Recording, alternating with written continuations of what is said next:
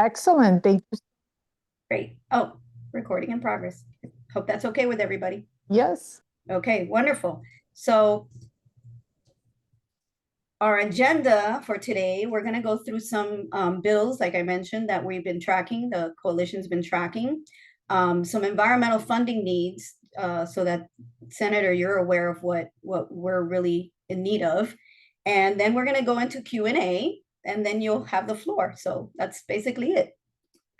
So with that, I just wanted to show everyone some of the bills that we've been tracking, and we'll go into very briefly into some of them, just so that you all know, from an education perspective, what those bills are intended to do should they be adopted. So we will start with one of my favorite bills, Senate Bill 50, which is the nature-based methods for improving coastal resilience. And really what this does is finally set some guidelines for natural infrastructure, or what we call green infrastructure solutions, anything from living shorelines, mangroves. It really mandates DEP to create some rulemaking around some of these nature-based features that a lot of our coastal engineers have been asking for quite some time. It also will ask DEP to conduct a feasibility study and work with the insurance commissioner to take a look at how nature-based solutions can provide coastal resilience and possibly even reduce insurance and CRS ratings for some of our local communities. So that's in a nutshell. And we do have some of our environmental advocates have had some suggestions to the bill, Senator, to basically improve some of the language in there, better defining what green infrastructure means, rather than call it green infrastructure, which is kind of vague. Really focused it more on nature-based solutions and natural infrastructure, really defining what that means. And also we would love to see wetlands and floodplain preservation and restoration within this bill. So we will follow up with you on that one. And I know that that one's slated to be heard in your committee next week. So we'll get you some of those improvements, suggestions soon. Next up, we have Senate Bill 80, the state land management. And basically this is to prevent from what happened recently, where that strange plan came out where we were going to take state parks and turn them into maybe theme parks, I don't know, golf courses, that kind of thing. So basically what this does is just bring the public into the process, requiring public hearings. It kind of puts in some regulations on concessions and permitting, and mandates to have an advisory group to provide input on development and management of state parks and lands. So this is something that I think we pretty much wanted to see. It should have been in there before, so maybe it can be in there now. And there are some suggestions. I think, Dave, there's your suggestions for leave no trace. And in a lot of these parks, we really need to reduce our single-use plastics and just pollution in general. So those are some recommendations. Next, we have Senate Bill 200, which is a comprehensive waste reduction and recycling plan. And basically what this does is enhances sustainability and promotes effective waste reduction and recycling practices, expands definition of recovered materials. As you can see, everything that's in red. And it clarifies what recovered materials are, that they're not solid waste, distinguishing them from traditional waste, and supports waste diversion efforts, recognizing that these materials are known recycling potential, and they have a feasibility for composting and reuse. Irrelevant. So that's pretty straightforward. Yes. I'm sorry. The what is in red is our ask for modifications to SB 200 to expand the waste reduction recycling plan to now address a problem that we have in Miami-Dade County. They treat compost as solid waste. And with the amendment that we are asking for in red, this would now bring composting into its own unique definition to make composting and yard waste a recovered material. So this is our proposed addition. Gotcha. Well, thanks, Dave. And this probably should have been covered by you instead, because you know this better than anybody. Um, moving right along, we have, oh, I don't know what happened here. Hold on. Sorry, guys. There we go. SB 58, which is the Boating Safety Act introduced by Senator Garcia. This pretty much speaks for itself. I'm sure all of you are quite aware of the tragic tragedies that have been experienced by a lot of victims over the years, especially one very tragic incident where there was a vessel that kind of just there's been controversy around that. So pretty much this creates kind of a lifetime boating safety ID card. It increases penalties for reckless vessel operations, and expands the definition of vessel homicide. So pretty much speaks for itself. And I know this is something that a lot of community members have been asking for some time. Next, we have Senate Bill 156, which is a Safe Waterways Act. And Senator, this is your bill. So it's my understanding that this will improve the monitoring and management of water quality in Florida's waterways and beaches. And it transfers responsibilities from the Department of Health to DEP, and also creates mandatory health advisories and closures. It really improves the timing of those advisories, and it enhances public notification and reporting, which is very important from when you detect to when you report. There's that lag time. So hopefully we can fix that. And we have included some recommendations to allow third-party nonprofit groups like Surfrider and Miami Waterkeeper that do a significant amount of water quality sampling and collections to for the state to accept their data, and again, narrowing the time between detection and reporting. Next, we have Senate Bill 388, and this is another bill of yours, Senator Rodriguez. And it's my understanding that it aims to provide FWC, the Fish and Wildlife Conservation Commission, with greater financial flexibility and streamlining their operations to manage our wildlife resources. So that one's pretty, straightforward. And with that, we're going to talk about one of my favorite topics, Biscayne Bay.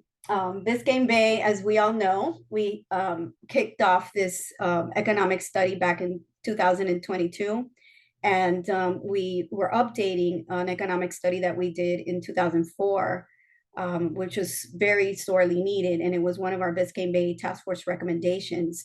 And as you can see, and I'm sure many of you who are on this call know that these numbers were quite impressive and staggering, considering that we hadn't had updated numbers. And so the overall economic output of Biscayne Bay is $64 billion, combination of a number of factors, but very important to provide you, Senator, with this information, because 3% of the state's economy is provided by Biscayne Bay. That's pretty impressive.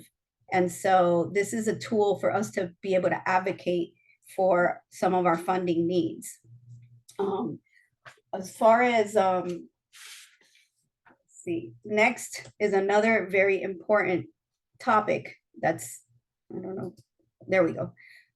A very important topic that's been top of mind lately, and this is the Environmental Endangered Lands Program, which was approved by voters in 1990, and it's really become one of the top conservation initiatives, I would say, in the state, where voters are actually paying into purchasing conservation lands for the future. And obviously these lands are in preservation. they restore ecosystems, they provide community resilience, and there are many benefits and cost savings to us because of this program. But more importantly, the emphasis here is that the program is kind of running out of money, but we want to see how we can tap into state funds and state trust funds to help us continue with these programs, primarily because right now we're in the middle of Everglades restoration, and a lot of these lands have been transferred over to the Water Management District to be given over to the Army Corps of Engineers as a cost share for the Everglades restoration programs. And many of these lands have been critical to the completion of Biscayne Bay coastal wetlands. And so it's an incredibly important program for us. We'd love to see support from the state and our fair share coming back to Miami-Dade for this program. And with that, here are our local environmental funding needs. And it's just really to show why we need to continue to invest in some of these critical environmental funding, environmental resources. And so right now, we're very grateful to the state. For the past few years, we've been receiving a dedicated $20 million for water quality improvements. And that money has gone a long way to improve, to get folks off septic systems, to prevent sanitary sewer overflows, piloting some water quality innovations within our canals, and really collecting data that we can then use to show how we are reducing those nutrient inputs into Biscayne Bay. But what I really wanted to kind of put a spotlight on is that other watersheds, and I don't want to play, I don't want to sound like I'm playing, us against them or anything like that, but it's important to show that other watersheds are receiving a significantly amount more money than Biscayne Bay. And so I would really love to see, that grant program increased so that we can really move the dial a lot further, and just be treated more equitably. Also for eel, there are, as I mentioned, it's a program that's been funded for quite some time by the voters, but now we need partnership with the state. And so we're hoping that we can work with you, Senator, and see how we can make that happen. And also something that I wanted to point out, which is this Florida Wildlife Corridor, which everyone supported, and it's a great plan. Eel lands are not incorporated into the wildlife corridor, so that's something we'd like to see. See how we can work with the state on incorporating some of these eel lands within the corridor. And I think with that, we're ready for Q&A. So I hope everybody's been using the chat feature. And Dave, we're gonna help with that a little bit. Yes, I have already, I'm already compiling the questions. I wanted to know if Senator Rodriguez wanted to respond to any of the items that we've already spoken about, if she has any opinions. I know it's a lot. But it's a very important year, I think, for everyone.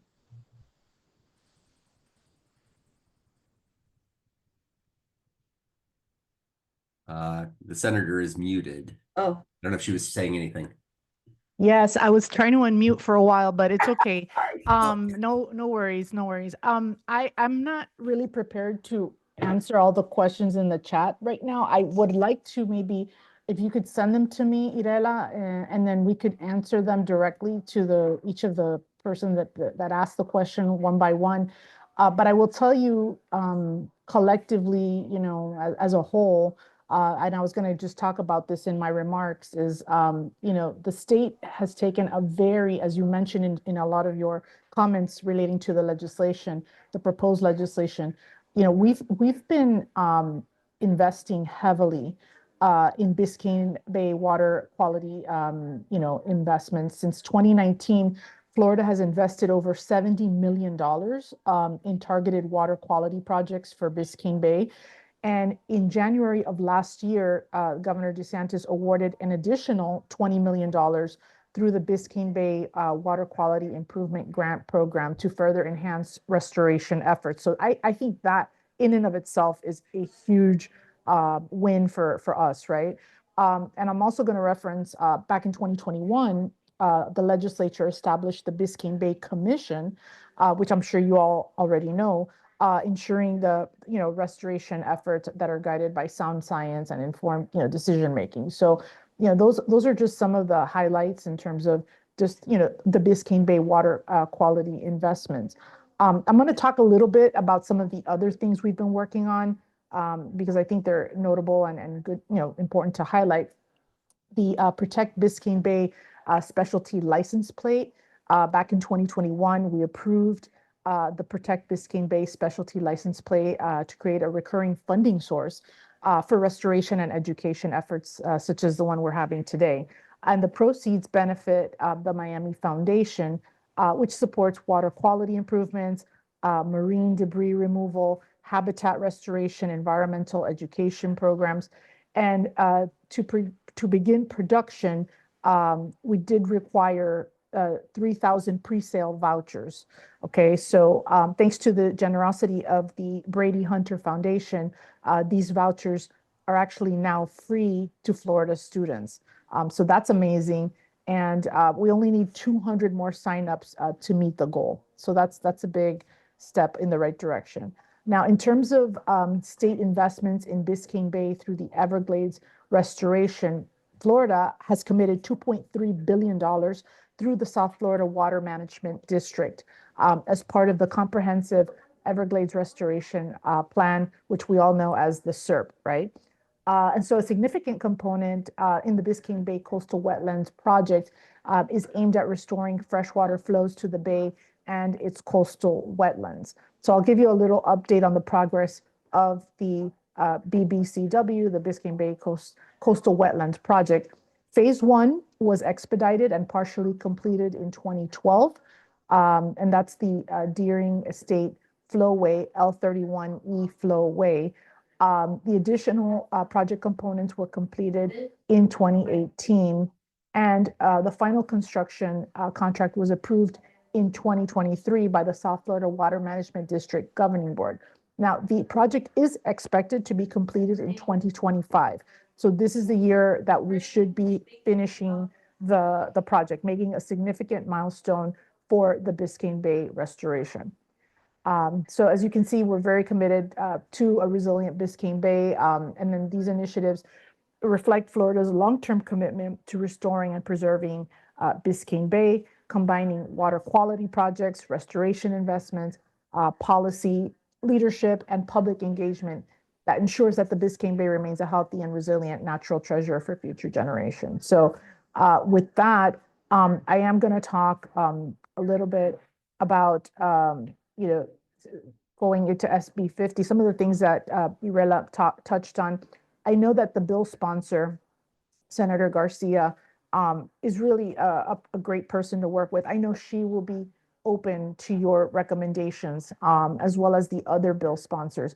I have the pleasure, as you said, of chairing the Environment and Natural Resources Committee. So I'm basically the first line of entry for these bills to be heard. And then from there, they get usually referred to 3 committees in total. But it is one of those things where I take a very close look at these bills before we even hear them.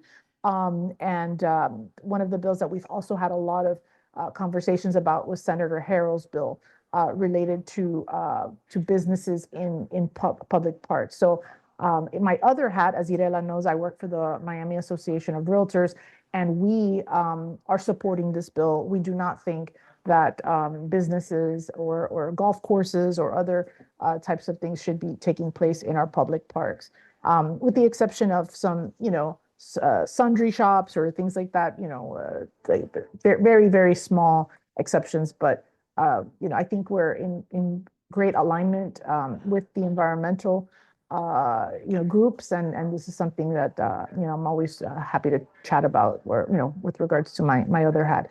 With that, Irela, I don't know. I know that I see questions coming in, but not sure. Let me see here. These are questions that we've compiled from folks who have emailed them in. And Okay. so if there are any that you would like to answer or speak to, Yes. we've kind of shortened them up and Yeah, they're quite extensive. Yeah, no, Um, I'm actually reading some of them. They are very technical and extensive, but I can try to answer some of them as much as I can. Okay, from Josh Spro, will you support a direct appropriation of $100 million as a one-time or multi-year commitment to fund land acquisition in Miami-Dade County, shore up our local conservation program, and support Everglades restoration, enhance resilience to severe weather? Absolutely. I would support that. No, it's much more than just saying, yes, I'll support it. I mean, I think in order to get some traction on that, we would need to, maybe speak to the appropriations chair. As Irela knows, it's a very lengthy process, having to meet with all the chairs of the various committee. There's also a chair uh, with regards to not just the full appropriation committee, but also the environmental, agriculture, environment subcommittee on funding. So yes, to answer your question, yes, I do support that. Um, in here we have, hold on. Okay, Kevin Coyne from the Florida Stormwater Association. All right, last session, a very important component of the Clean Waterways Act was finalized and passed. The statewide stormwater rule, which will greatly expand the scope of treatment of stormwater in urban areas of the state and areas surrounding Biscayne Bay. There is now concern from many in the stormwater community that this session may see groups trying to weaken the impacts of the now fully adopted stormwater rule. And I wanted to know if you had recommendations for folks to help support all the work that was put into getting that important piece of legislation passed last year, and ensure that outside groups don't further weaken environmental programs and regulations key to protecting and restoring Biscayne Bay and many other waters of Florida. So if I'm not mistaken, that bill last year, the stormwater, was it Senator Mayfield, I think, who, it was either Senator Mayfield or Senator Harrell who sponsored it. I do not see anything indicating that this will be weakened. I haven't heard of any groups coming to try to unravel some of the things we passed in that piece of legislation, which was it was a landmark bill. I don't see that happening, but that's a great question. Thank you so much. Okay, from Dave Dobler. Okay, the volumes of plastic entering our oceans through our stormwater systems is tragic. I completely agree with you. Some cities have taken action to restrict the most problematic plastics, like styrofoam, from our beaches. But every year, the Florida Retail Association and industry push statewide preemptions. Will you work against statewide plastic preemptions? And what role do you think the state has in addressing the marine debris problem? So, um, yes, I think we do have an issue with this, in regards to this, these things coming into our waters. But I also, and I don't want to pass the buck with what I'm about to say, but I am going to say a lot of debris isn't necessarily caused by our people here in the state of Florida. Sometimes it comes from other places. But yes, I do support making sure that these things do not end up in our waters. Um, and I have sponsored legislation which would basically limit single-use plastics. I don't know if you've checked my trajectory. I have filed legislation limiting single-use plastics. So that is my position on that. Questions for the senator from Michelle Drucker. Will you be willing to submit a friendly amendment on Tuesday to add composting as a definition in recoverable materials to Senate Bill 200 to the Comprehensive Waste Reduction and Recycling Plan? I think so. I think that composting seems like it would fit in. I don't see why not. That's a great suggestion. Thank you, Michelle. Questions for the senator from Captain Bob Zales, Executive Director of the Southeastern Fisheries Association, representing the Florida commercial fishing industry. As you know, a red tide event has begun off the Southwest Florida coast and Monroe County, and due to currents between the ocean and bay sides of Monroe, could venture into the South Atlantic waters and eventually to Biscayne Bay. As this event is just beginning, it is already adversely affecting several key fisheries. We may be requesting financial assistance for those fishers adversely affected, and since the session has not begun, this may be a good time to consider the issues. Absolutely. I think that's a good idea to request assistance. Hi, Senator. So nice to meet you. Likewise. Ah, Maji. Yes, yes, yes. Okay. Maji texted me the other day with all the workforce housing planned for Miami-Dade. What is being done to protect our waterways from runoff in our storm drains? There has been talk on a county level to monitor construction sites, but I have not heard anything more, and we are at a very critical growth point. Yes, we are. We need smart growth and materials and solutions that do not damage the fragile ecosystem further. We are ground zero for climate change. Miami Next will have no future if we don't protect the bay. Thank you. I agree, Maji. And of course, some of these things need to be done at the county level, and I would support that wholeheartedly. Thank you, Senator. We understand appropriations are a marathon, not a sprint. That's a good analogy. Thank you. But we look forward to working with you to make it happen. Thank you for your time this morning and your support. You're very, very welcome. Thank you for answering my question. Yes, it was Senator Mayfield. Good. My memory is not completely lost. Okay. Who else? Who else? Bob. Oh yeah, the red tide bloom. I answered that one. Okay. Okay. All right. Well, Those are all the questions that we've received okay. so far. Okay. Thank you for that. And I do want to highlight that the Clean Waterways Act was a really significant piece of legislation Yeah. that the And governor I'm, was championing and signed through and really led to a strengthening of the water quality yes. rules, specifically on stormwater design and maintenance, because as we know, the pollution from land ends up in the bay and the ocean, and the conduits are mainly the canals and Yes. stormwater systems. And so if we can clean the water through those conduits, we are just allowing clean water to go through the stormwater systems. Yes, I agree. And as Irela was presenting my SB 156 in her remarks, the Safe Waterways Act, this is actually, if the governor signs it into law this year, he did not sign it last year. He actually vetoed it last year. This, as she said, will hopefully, shorten the amount of time from which a problem is discovered to the reporting, right? Because what's happening is the lag in reporting. And so we want to shorten that or eliminate a lag completely and just report in real time what's happening, what's being found. If there's a problem, people, shouldn't be in the beach, shouldn't be in the water. And that's the objective of that legislation. Yeah, that's a really great piece of legislation because right now we don't have any notification of beach closures when there's poop in the water, Yep. and that is a public health issue not only for residents but also our tourists. The last thing anybody needs is that bad TripAdvisor review saying, "Oh, I went swimming and ended up getting really really sick on that." Yeah. And, we have a lot of third-party nonprofits who are doing water quality testing, including Surfrider and Miami Waterkeeper. And unfortunately, their data is there's some challenges with the state legislation that in current code that prevent those third parties from actually being certified um, because they only accept from state agencies.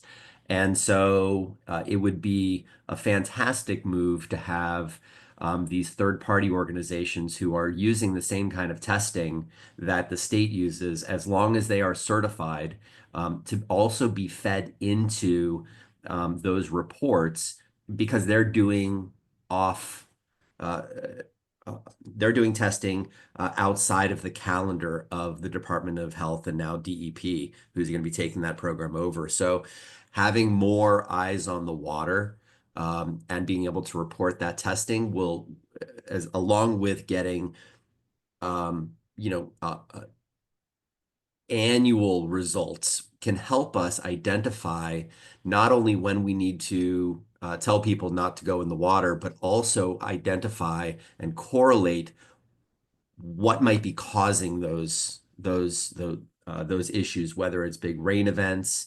And so increasing testing would probably really go a long way. Well, I think we have a couple more questions in the chat. One from Scott Polowitz. Senator Rodriguez, are there any priorities of yours this session we can help support in collaboration? Which I think is a great question, since we're a coalition.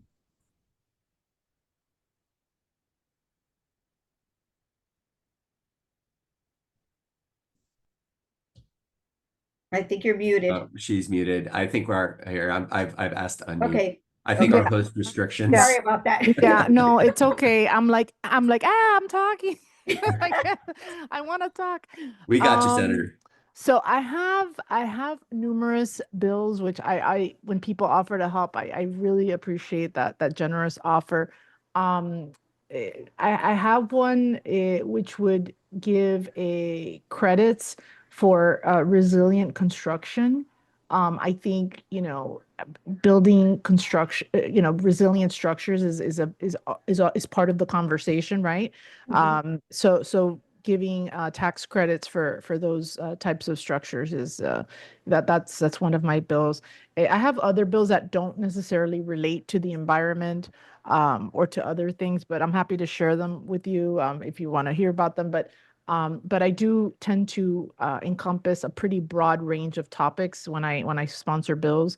I have healthcare related bills, I have transportation related legislation, housing, and education as well. So I think when you're in the legislature, even though sometimes people tend to find their niche, right? Their silo. I think it's good to also, be knowledgeable and helpful in all areas as well. So I just saw a question come in from someone. Could the resilient construction bill include deconstruction for C&D debris recycling? Perhaps. I think that we could have that conversation. Yeah. Yeah. Absolutely. Thank you for that suggestion, Maddie. Really appreciate it. Irela, try to send me all these questions. Yeah, I will. We will. Try to incorporate some of this. We We've will, got and one. some of our suggestions too. We Right. do have a pretty good question from Karen. Why is the SB 156 called the Safe Waterways Act if it focuses on clean water to get broad support? It seems clean water resonates with everyone, whereas safe waterways speak only to those who recreate, do business on the water. I think she's suggesting a title change. That's also a good recommendation. I like that, clean waterways versus safe. I mean, to me, the safety aspect, obviously, if finding waste in the waterway makes it unsafe, right? Yes, it's clean, but to me, it's more of a safety issue. But I'm open to the suggestion, so thank you. No, clean and safe. Clean and safe waterways. We'll figure it out. Yeah. We'll land on a good description there. Well, we'll certainly share all of these with you and recording as well if you want. Yes. Dave, I don't know, and Dave, you should probably introduce yourself to the senator, since you wear a few different hats and you're one of our most dedicated advocates for many things. Yeah, sure. Thank you. I'm so appreciative of you joining our conversation today. My name is Dave Dobler. I'm the co-chair of the Biscayne Bay Marine Health Coalition. And in my In general, I'm a clean water advocate. I focus on uh, primarily on single-use plastics. I started kayaking in Biscayne Bay, and I would just come home from a 2-hour journey with about 75 pounds of trash that I just found floating in Biscayne Bay, and that just has led me on this most amazing journey to understand um, the sources and the root causes of our marine debris crisis. And I do run a nonprofit called volunteercleanup.org, where we are basically an Eventbrite, but for cleanups. So we are helping connect people who are hosting cleanups with volunteers who want to find. And we understand the cleanups are not the answer, but they do provide an eye-opening experience where people can see just how bad the problem is. And we can start having conversations about what we might be able to do within both our personal lives and our sphere of influence. Plastic pollution is the pollution that we can see visibly with our own eyes.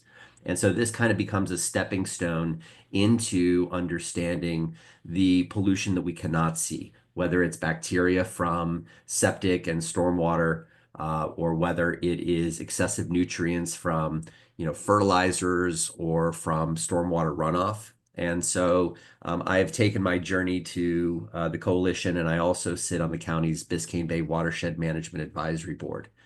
So I've been getting involved in all kinds of things, Biscayne Bay related, and I, along with a lot of other people, have dedicated my all of my time to recovery and restoration, and I'm very grateful to a lot of the bills you've introduced and the work that you've been doing that are not necessarily bill related, but in helping us figure out how we recover this beautiful gem of the bay that is not only a state aquatic preserve, but also a national park.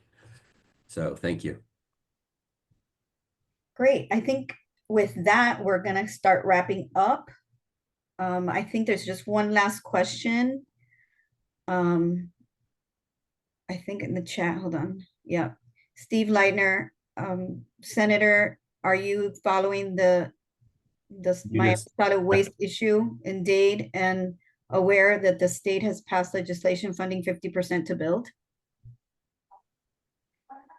50% to build an incinerator. So I have filed, or either I have already filed or I am going to file a bill that prohibits the construction of a waste facility, incinerator, etc., within a 2-mile radius um, of the Everglades, or basically it kind of puts it back, within the, kind of in the area where it currently is. But we wouldn't be able to move it like further west into the Everglades, if that makes sense. Okay. Protecting the Everglades is exceptional. Thank you very much for that. Yes. I think that, as we are looking at the waste crisis here in Miami-Dade County, we generate in Miami-Dade County an average of 8 pounds of waste per capita, which is twice the national average, and I think about 6 to 8 times the world average. And so we have a tremendous waste crisis because there's just not a good place to put, to put landfills and incinerators, because we're really locked between the Everglades and the Bay. And I think the big challenge that we're having down here is that we're having real difficult times with waste diversion, meaning diverting waste through recycling, through composting, through construction and debris, for example. Everything is just going into landfill and incineration. And there are some state ways that that the state can help, that were brought up by Michelle Drucker and Maddie Kaufman about, what do we consider solid waste? And when we talk about solid waste, you're really talking about the requirements on how to protect the land from, it's typically reserved for or focused on landfills. And so making it easier to start up composting programs. And in fact, there are no industrial composting facilities in the state of Florida. And so taking a holistic look at at waste in general, I think can shift the conversation from do we landfill or do we incinerate? And we actually have about 40% of our waste stream is actually organic material. They could be used for mulching. It could be used for creating nutrient-rich soil to distribute to agriculture land, so they can use compost instead of fertilizers. And so, looking at waste holistically and how we might be able to deal with our waste streams better is really a significant priority because we just don't have a good place to put landfills or an incinerator. And right now, we are putting our trash on trains to Central Florida and Alabama, and that's really just not fair to those communities who also probably don't want landfills or incinerators in their community.